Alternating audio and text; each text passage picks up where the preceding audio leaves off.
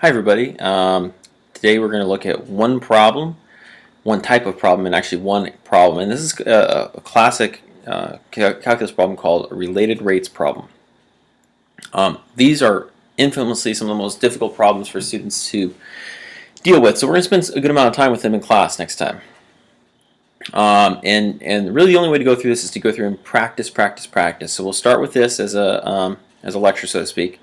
And then we'll go through it and just do a bunch in class. Okay, here we go.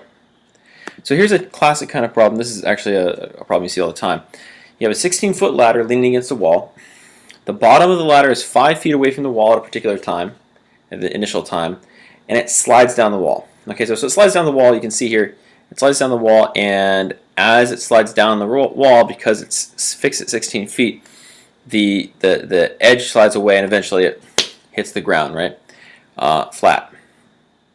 Okay, so we have to figure out, it tells you how fast the edge of the ladder is moving out. Okay, it's moving out at a rate of 3 feet per second. Initially it starts at 5 feet from the wall, and it says find the velocity of the top of the ladder at time t equals 1. So if this is moving out at 3 feet per second, how fast is this moving down the wall? So here's the 4 steps we're going to take for most of these related rate problems. And they're word problems or story problems, so you really have to kind of take them as they come. These 4 rules are a guideline. So the first thing you always want to do is choose variables and draw a picture that represents the static relationship, so as opposed to the dynamic relationship. It's hard to draw a picture of a moving relationship. So what you want to find is some kind of picture, usually some kind of simple geometric shape in our case, that represents the picture at a moment in time. Okay, a static, a fixed picture. Okay. Number 2 is you want to find an equation that relates those variables in that static relationship. Okay.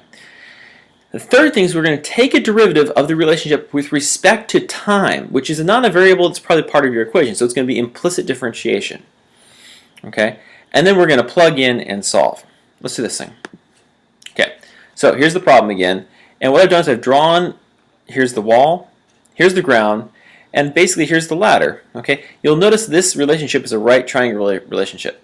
I've made some variables. This is h, this is x, and this is 16. So 16 is the one number that doesn't change the entire time, right?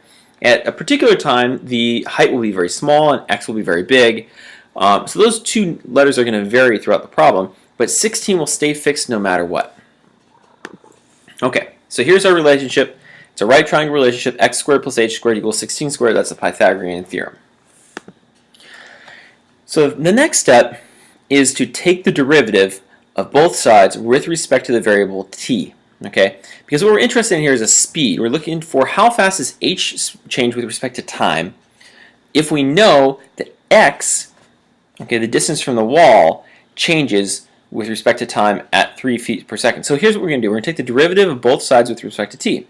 That means I take the derivative of x squared with respect to t, I take the derivative of h squared with respect to t, and I take the derivative of 16 squared with respect to t. Okay, this looks like implicit differentiation, although there are no dx's. Okay, we're not taking d dx, we're taking d dt. Okay, so because of that, we have to use what we know about implicit differentiation. If I take the derivative of x with respect to variable t, I must take the derivative of this thing and then multiply it by dx dt. Okay? So I take the derivative of x squared, which is 2x, and I multiply it by dx dt. I take the derivative of h squared with respect to t. Okay, so I take the derivative of h squared, it's 2h, times dh dt. Okay?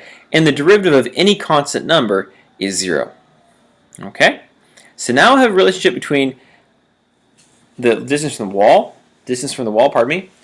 the height of the ladder, or rather the height along the wall, and the speed at which this number is changing, and the speed at which this number is changing. So I have a relationship between those 4 things. They're really 4 different quantities. This is a fixed value. This is a fixed value. Maybe I should use the pointer. This is a fixed value. This is a fixed value. This is a speed, a rate of change. This is a speed, also a rate of change. Okay, now let's take a look at the problem. We have a rate of 3 feet per second. Okay, That's the rate at which x is changing. It's how fast this is increasing as the ladder slides down the wall. So that means that dx dt, the rate of change of x with respect to time, is 3, and that's in feet per second. Okay, so we recognize that. Notice we have a dx dt in the equation. Good.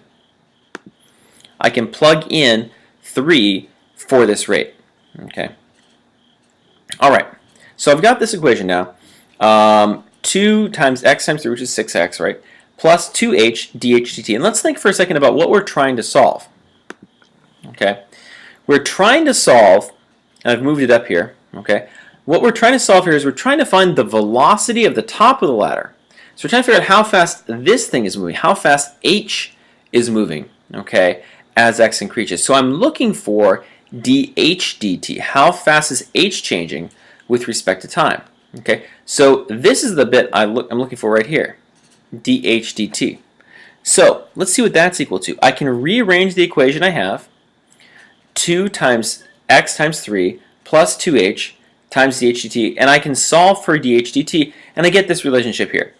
Okay, move this to the other side, divide both sides by 2h, and I'm going to get negative 3 times x over h feet per second. Because remember, this is a rate. Okay. All right. So I've got this much right here. Now I have to figure out, I don't have the answer yet because I need a number, right? This has to be a number as an answer. So I've got to figure out what x is, and then I've got to figure out what h is. Now we go back to the original equation, and let's see what we've already figured out. Okay, we've already used the fact that we already used the initial condition that we have a 5. Oh, wait, have we used it? No, we haven't. Okay. So we haven't used this yet. We've used the 16, that's done. We've used the 3, okay, but we haven't used the fact that the ladder is 5 feet from the wall at time t equals 0, and we're looking for the velocity at time t equals 1. So what we're looking for is we're looking to evaluate dh dt when t equals 1, but notice there is no t in here. So I'd like to be able to plug in t equals 1 into this equation, but I don't see a t. There's got to be a way to do that.